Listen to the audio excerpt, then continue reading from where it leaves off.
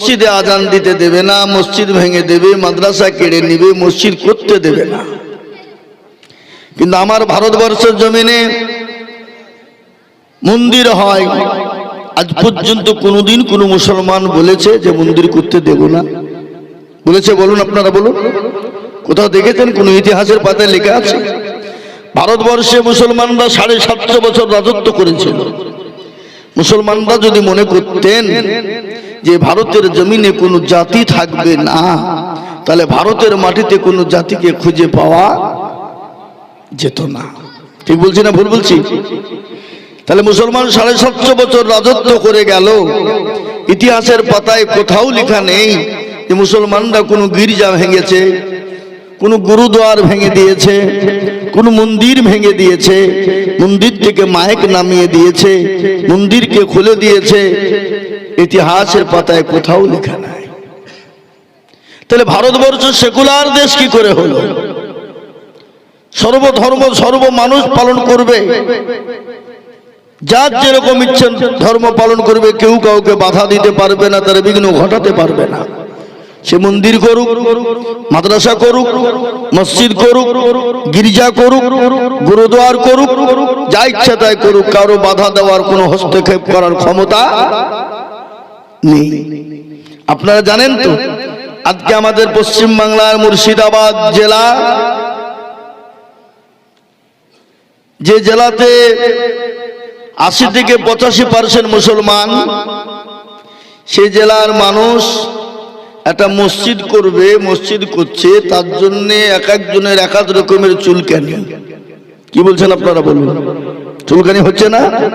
কার দেখছি একজিমা, কার দেখছি কি বলে দাগ, কার দেখছি চুলকানি, কার দেখছি বাবা অ্যালার্জি, কার দেখছি বাবা ছ্যানছ্যানি।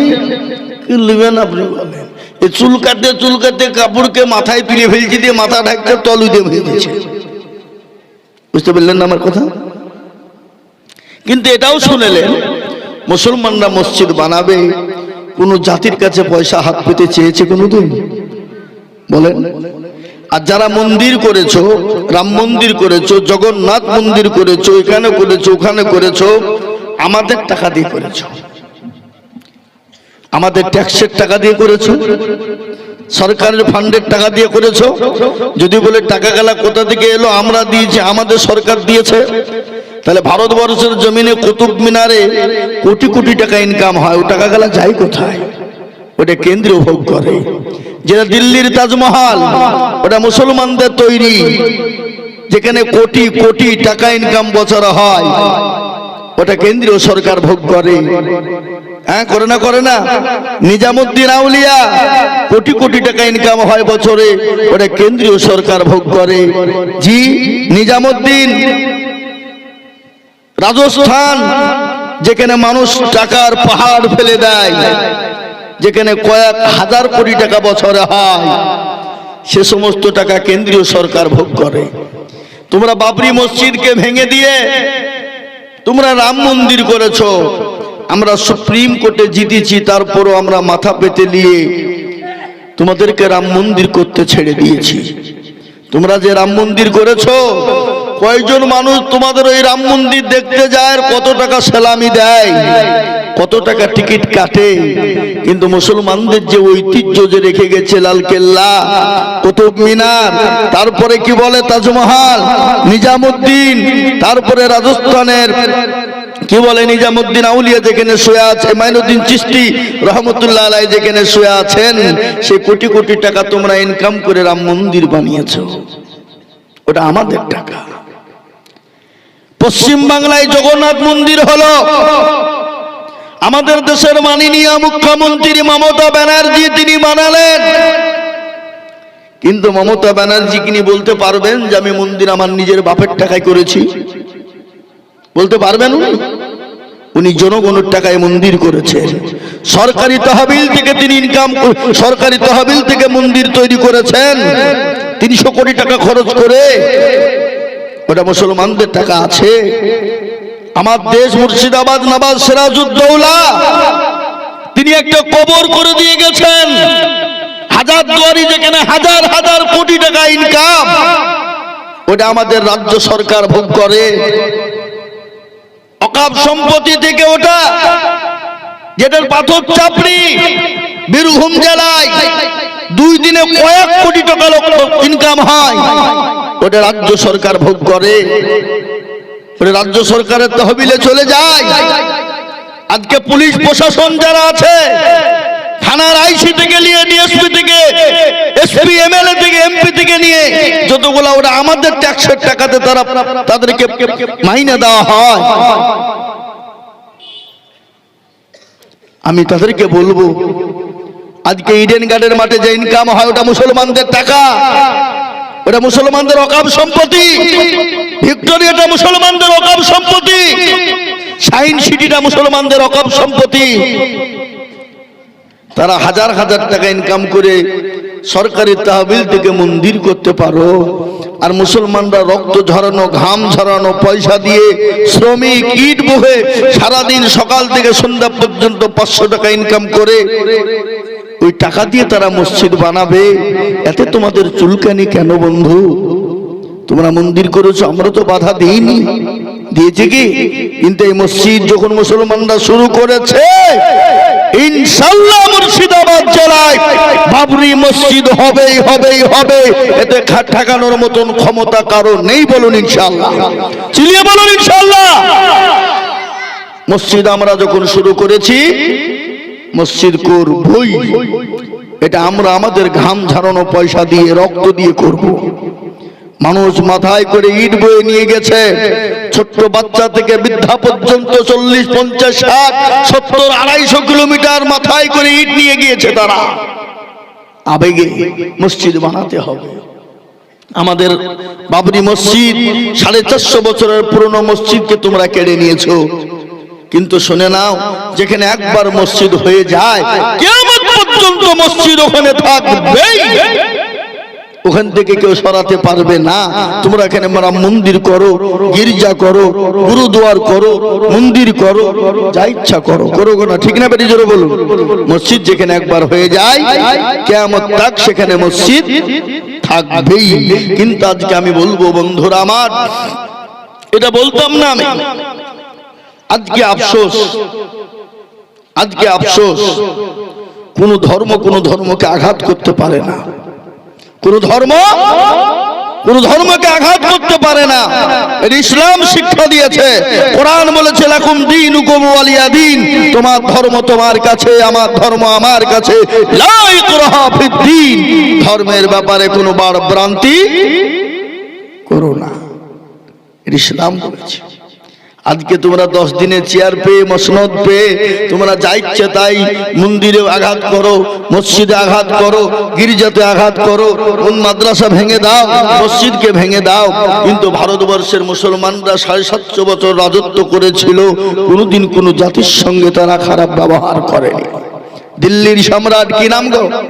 বাদশাহ জাহাঙ্গীর, বাদশাহ আপনার আকবর, বাদশাহ আপনার বাবর, বাদশাহ শাহজাহান, তিনারা ছিলেন, তিনারা কোনোদিন কারো কোনো ধর্মের আঘাত করেননি।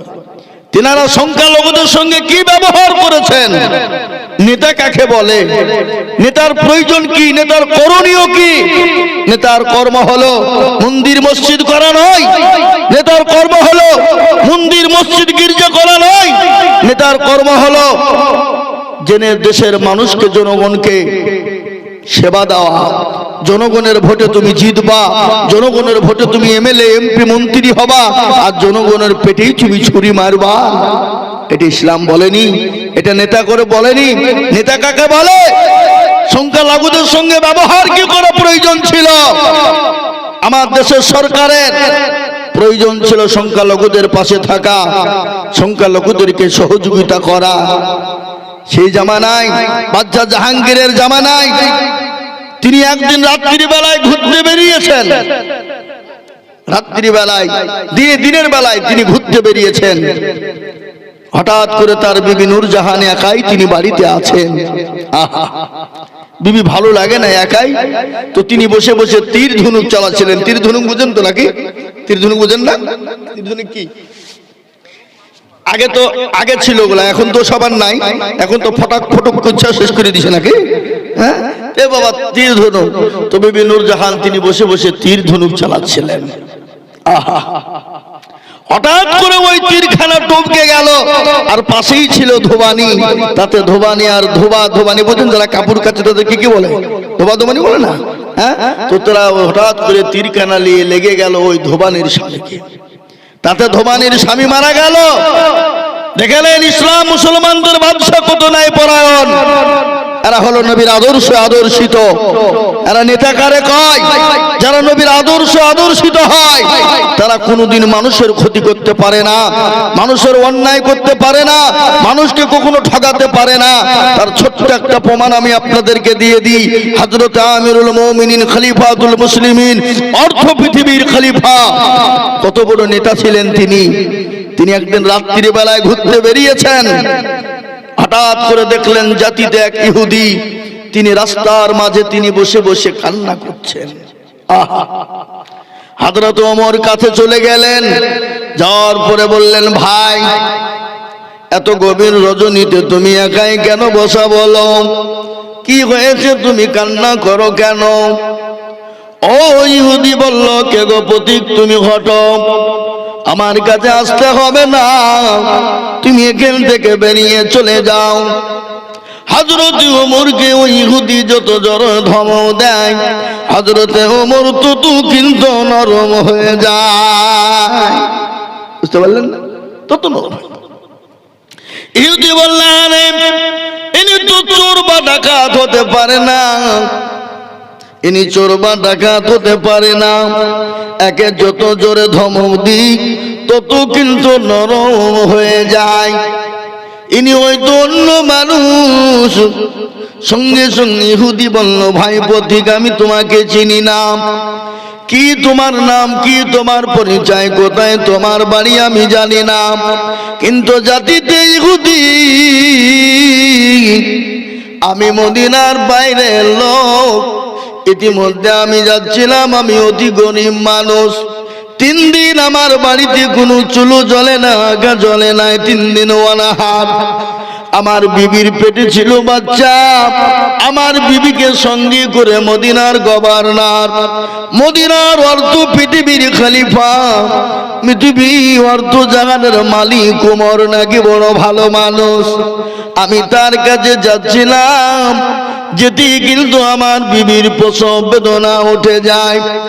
আমার বিবিকে তাম্বুর ভিতরে বসিয়ে রেখে আমি কান্না করি, আমার গড, আমার প্রভু, আমি এত রাত্রি কোথায় কি করব, কোন জায়গায় যাব, তাই কোথায় পাবো? এই কথা শোনাম হযরত ওমর আমিরুল মুমিনিন খলিফাতুল মুসলিমিন 3 সেকেন্ডও দাঁড়াইতে পারলেন না। সঙ্গে সঙ্গে তিনি বেরিয়ে চলে গেলেন। যাওয়ার পরে বিবিকে ডাক দিয়ে বলেন, ও বিবি আব্দুল্লাহর মা। আমরা বাড়িতে গিয়ে বিবিকে বলি না, অমুকের মা বলি না? বলে আব্দুল্লাহর মা।